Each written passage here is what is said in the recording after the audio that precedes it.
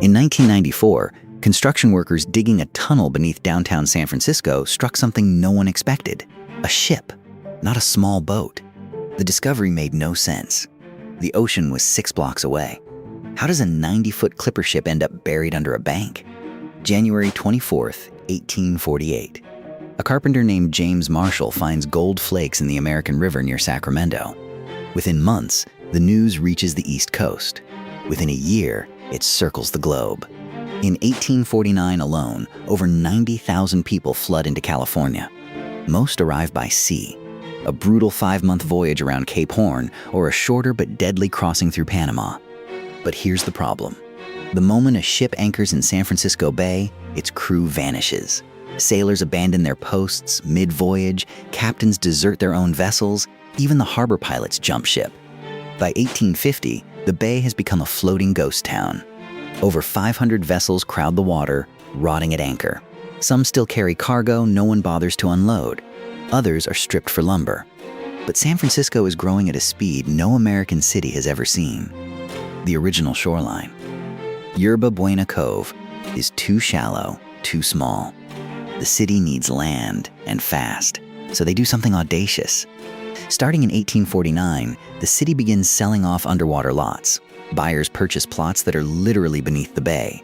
Crews dump sand, rocks, and debris into the shallows. Buildings rise directly on the decks of sailing ships. Hotels, warehouses, saloons, all perched atop wooden hulls. The city expands eastward into the bay, block by block, burying the fleet as it goes. For decades, the ships lie forgotten. Builders know they're there. Sometimes a basement excavation hits a mast or a keel, but no one cares. The city is too busy booming.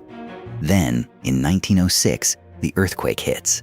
As crews dig through the rubble and rebuild foundations, they uncover hull after hull. Some are intact enough that you can still read the ship's name carved into the stern. Fast forward to the 1970s and 80s. The financial district is booming again. Skyscrapers, parking garages, subway tunnels. Every major dig strikes a ship. In 1978, construction on the Embarcadero Center uncovers a nearly complete bow section. But the 1994 discovery is different. Workers drilling a light rail tunnel under Folsom Street punch through clay and hit wood. Lots of wood. Researchers identify her as the Rome, a 3-masted cargo ship built in New York in 1847. The Rome is one of the lucky ones. Identified, documented, her artifacts sent to a museum. Most of the buried fleet remains anonymous. City records from the 1850s are incomplete. Many ships were never formally registered. Over 500 ships arrived in San Francisco Bay between April and December 1849. Captains and crews often abandoned entire vessels to join the gold fields. By 1850, the harbor had become a graveyard of deserted sailing ships. Archaeologists believe at least 100 ships still lie beneath the streets, perhaps more. Some are clustered around Montgomery Street, the old waterfront. Others are scattered under the financial district. The ships aren't just wood and nails. Each one is a time capsule. In 2001, another excavation uncovered a ship called the General Harrison. But the preserved artifacts also tell a darker story.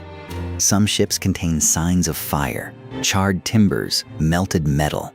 Historians suspect arson. Others were simply sacrificed for profit. Ship owners realized the vessel itself was worth more as real estate than as transportation. The city has no comprehensive map of the wrecks. Every few years, a new construction project stumbles onto another one. In 2016, workers building luxury condos near the waterfront struck a 19th century hull. Work halted for weeks. Some preservationists argue the ship should be excavated and saved, but the cost is staggering. A full archaeological dig can run into millions, and the rotted wood often disintegrates the moment it's exposed to air, which means the vast majority of the fleet remains entombed. But the story of how they got there is more than just odd history. Knee and walk away? The answer lies not in logic, but in fever. In early 1849, news of James Marshall's discovery at Sutter's Mill reached the East Coast. Within weeks, it became a pandemic of greed. Men mortgaged farms. Doctors abandoned practices. Entire families sold everything for passage west. And the only way to California was by sea. around Cape Horn, or through the malarial hell of Panama. Ship captains saw opportunity. They crammed vessels beyond capacity. 200 passengers where 50 belonged.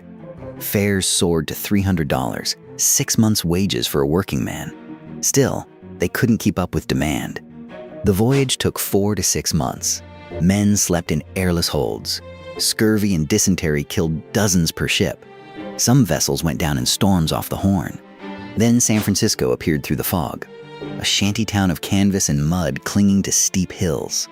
The harbor choked with masts. And the moment anchor hit bottom, the exodus began. Sailors grabbed their bedrolls and leapt into rowboats.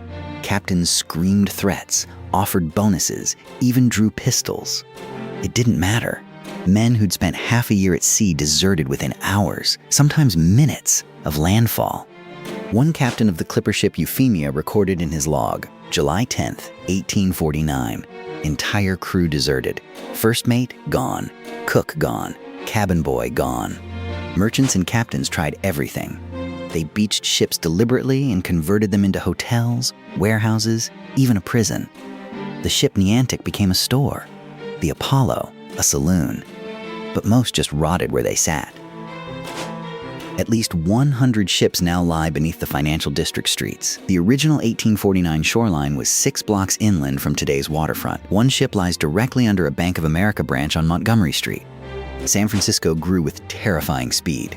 The population exploded from 800 to 25,000 in 2 years. They needed land, and the bay was full of it. Rotting, yes. Worthless, yes. But wood floats. Developers saw an answer.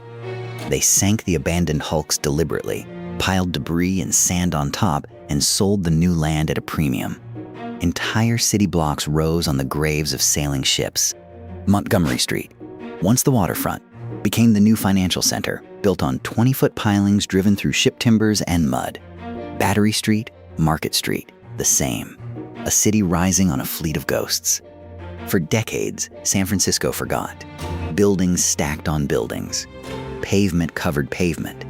The gold rush passed into legend, and the ships beneath the streets became a rumor, an urban myth whispered by old-timers in bars.